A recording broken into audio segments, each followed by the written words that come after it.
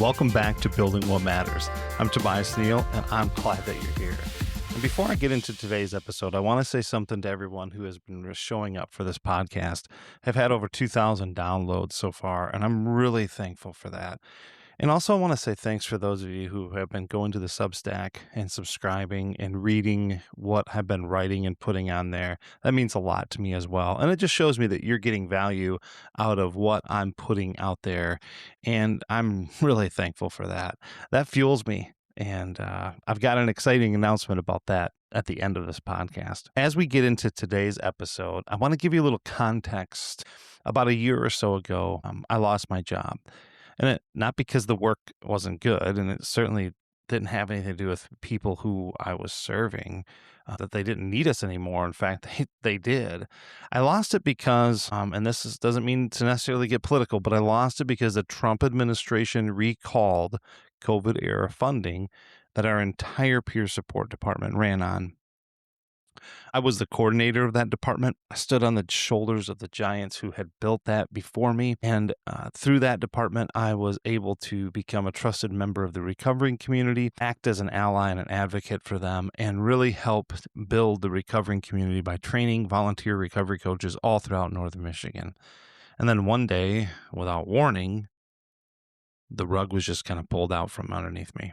I'm not bitter about it anymore, as I've been enabled to move on and, be better as a result of it. But still, somewhat, I see a lot of things that are happening in our headlines, in the news in America, at least, and even globally for sure. But I'm just trying to make sense of that moment in light of what I'm seeing now. I'm just trying to figure out, as we're 2 years into this administration, where the values were then and how it lines up with things that are being said now from this administration in regards to the recovering community.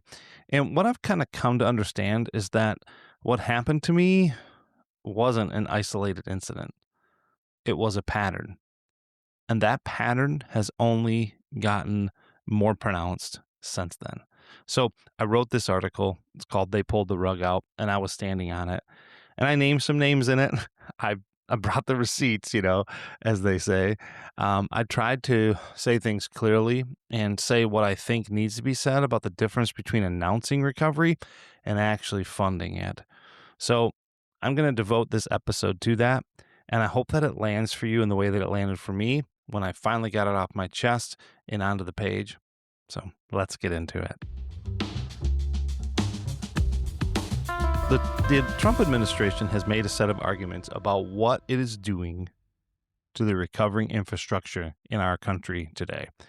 And when I say our, I know I have some listeners that are outside of America, and I do appreciate that so much. To me, it's still baffling as a Gen Xer that people are listening to me from overseas, but I'm thankful for that. I don't want to leave you out of that. But this primarily has to do with what's happening where I'm at in America. So the Trump administration has kind of set up these arguments of why it's doing what it's been doing to the recovery infrastructure in America. And I want to take each one of those things seriously because I think that they deserve a serious response. And I know in the feedback that I've gotten from people that have read the piece that I'm referring to here in this podcast episode, that they've really appreciated how this was dissected. So I'm going to dissect it from that piece, and we'll go piece by piece from the piece.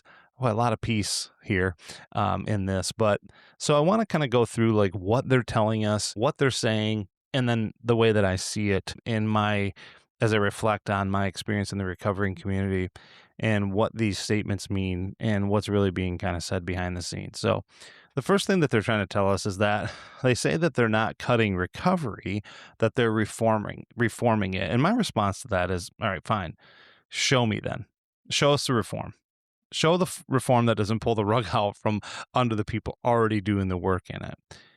In March of 2025, HHS abruptly revoked $11 billion in COVID-era public health funding, including $1 billion of SAMHSA grants that had already been awarded to community organizations. Programs were mid-operation. Staff were mid-contract. People in recovery were mid-treatment. And a federal judge eventually issued a temporary injunction ruling the administration didn't have the legal authority to revoke the money, but the damage had already been done. As I said earlier, I had already lost my job. So that disruption, the chaos, the people left scrambling, that doesn't get undone by some kind of court order. The lesson for me here is reform without continuity is not reform. It's disruption. The second thing that's being said is that they're saying that the COVID era funding was never meant to be permanent. Fine. Maybe it wasn't meant to be permanent. But explain to me why communities were allowed to build real services, hire real people, support real families, expand real access, and then get told the lifeline was temporary after they had already built their whole system around it. When SAMHSA wrote the original language around those funds, they acknowledged that, quote, the pandemic swept through the states and created, quote, the need for nimble and evolving policy, end quote. States were told they had until September 30th, 2025 to spend the money that they had been given. Then, on March 24th of 2025, they were notified that the grants were terminated, effective the same day. And the rationale that was given then was this: the end of the pandemic provides cause to terminate the COVID-related grants. Bullshit. You don't get to call something temporary after communities have used it as infrastructure. Another thing that they'll say that the old system was wasteful. We're hearing this all the time. And maybe, I'm not here to defend every dollar that's spent on everything, and especially not the way that we see this happen. And I'm sure as hell not naive enough to think that previous administrations were not wasteful either. But if your answer to waste is to gut the foundation instead of auditing the system, then you're not fixing the problem. You're walking away from it. Audit it. Improve it. Measure it. Fix what's broken. But don't tell me that cutting the foundation is the same thing as strengthening the house. Those are not the same thing. They never will be. Another thing that they say is that $100 million in recovery initiative proves their commitment. What I'm referring to here is that in January of this year, the administration announced the Great American Recovery Initiative, a $100 million investment to address homelessness, opioid addiction, and public safety. Secretary Kennedy held a press conference about it. There were talking points. There was the old branding that you see them use. But here's what was happening at the same time.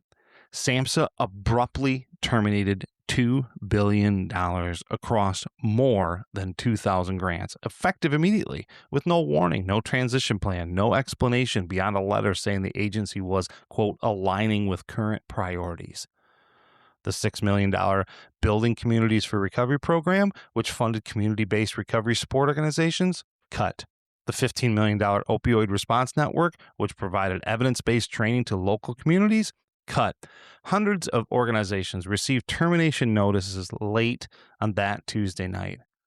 Now, you might remember this, but public outcry was so intense from both Republicans and Democrats, mind you, that the administration reversed course within 24 hours. The money was restored, but the message had been sent. The pattern was already established. Look, a new doorway doesn't mean much if you take out the walls around it. Now, they'll also say that this is about accountability. And I believe in accountability. I work in a field where accountability is the difference between life and death most often. But accountability cannot only run downhill. Hold the fucking federal government accountable for what happens when local programs close, when staff disappears, when outreach shrinks, when crisis systems thin out, and people in recovery have fewer places to turn. Hold it accountable for the 24-hour chaos that sends shockwaves through a system that already runs on fumes. Hold it accountable for what SAMHSA's own staff described as, quote, a doom loop, where deep cuts, low morale, experts sideline, and key decisions made without the input of people who actually know the work that's being cut. Accountability is fine, but accountability that only applies to the people asking for help and never to the people deciding whether to provide it is not accountability. It's reckless. Another thing that they say is that recovery should lead to stability, work, family, housing, and community. I'm going to get on my soapbox here for a second because recovery is as different as the person in it. I believe that people are in recovery when they say they're in recovery, and what that looks like to them is defined by them. I believe that people in recovery are the experts of their recovery. So it is for sure not for me to say what recovery should look like or what it should lead to or what the end result should be. Would it be great if recovery did indeed lead people to all the things that they say that it should? Maybe. I don't know. And while I want to maybe agree with that, that might be because it fits easier into how I want to see the world and what I want for the people in it. I don't know. But regardless, I do know this. People don't stabilize in a vacuum.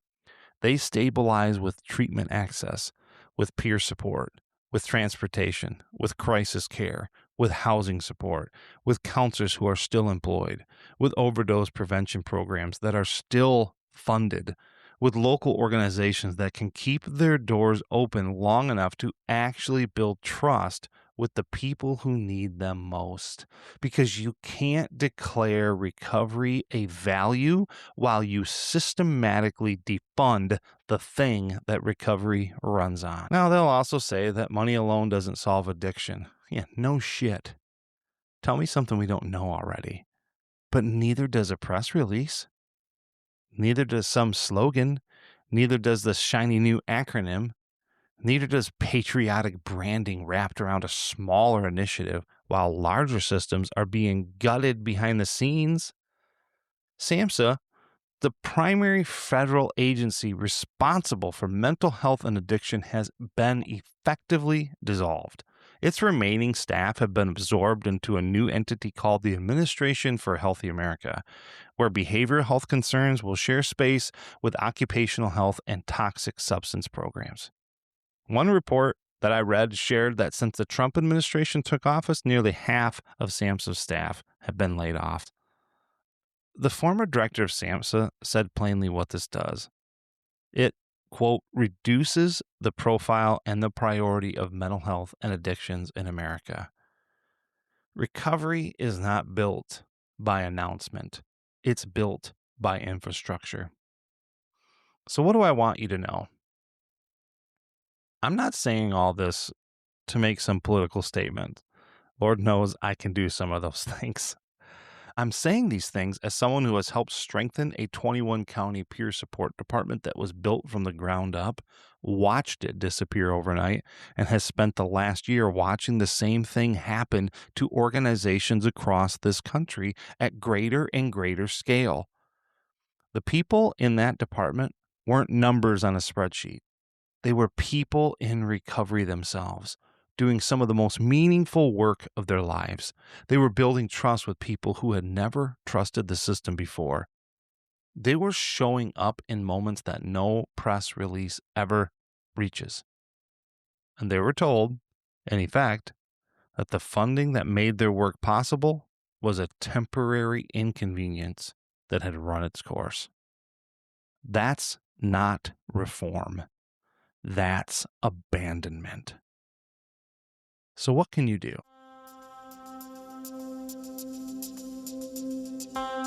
If you work in the field, you know someone who does, or you care about what's happening to people navigating recovery in your community, here's what I'm asking. Support your local recovery organizations directly. This is the only answer that makes sense to me. The recovering community has always been strongest when it's been peer-led, grassroots, and held up by people who actually believe in it. That strength, to borrow a term from the Lord of the Rings, that strength drew the eye of the empire. And the empire's support came with a price tag. Because when you depend on government funding to do the work, you might find yourself one executive order away from standing there empty-handed. So give your support to the recovering community, whatever that looks like for you. The local peer supports program, the recovery community organization that's been quietly doing this work for years with almost nothing. The outreach worker who is still showing up even when the funding is uncertain and the future is unclear. Find them, give to them, advocate for them, show up for them, join in with them.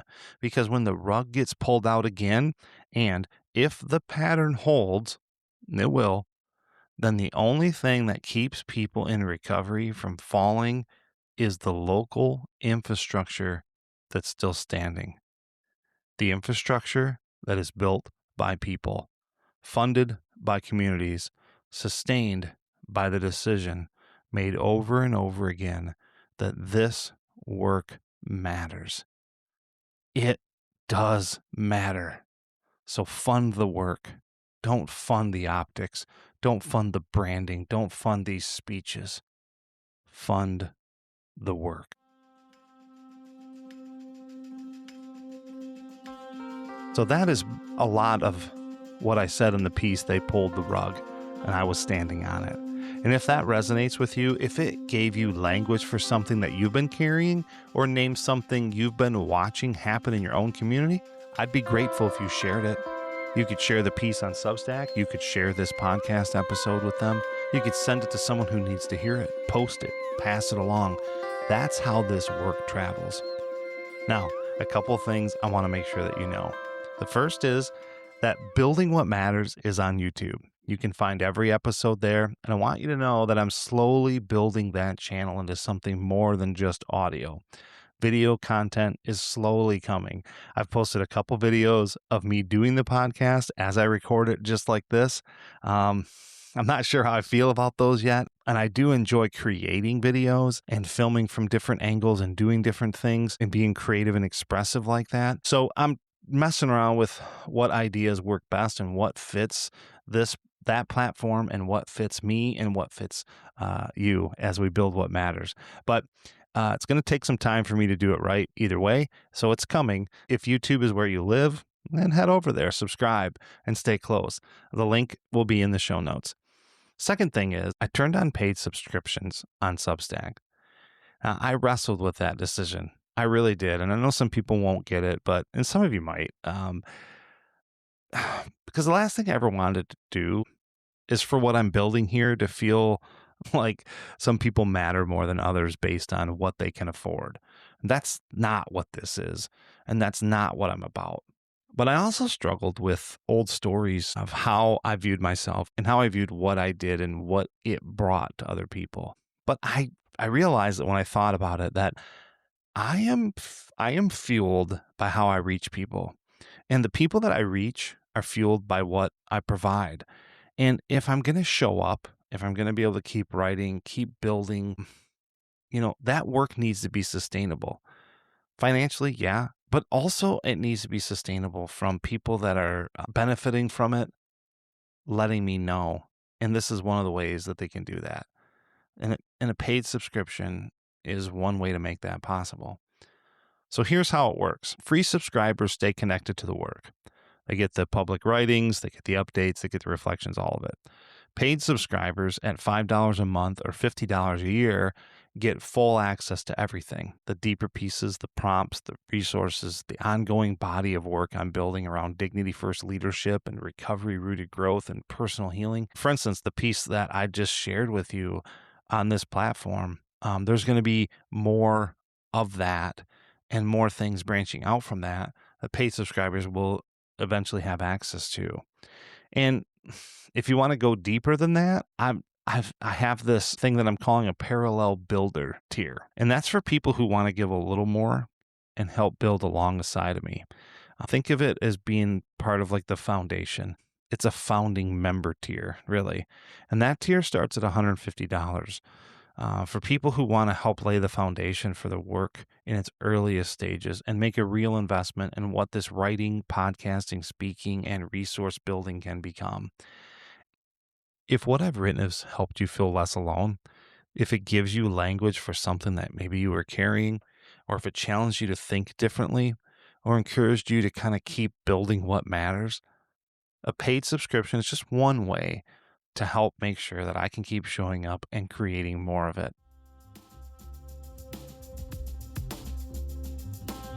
Thank you for listening today. Thank you for sharing this episode, and thank you for sharing in this work with me. Thank you for being a part of this as it grows. We are building something here.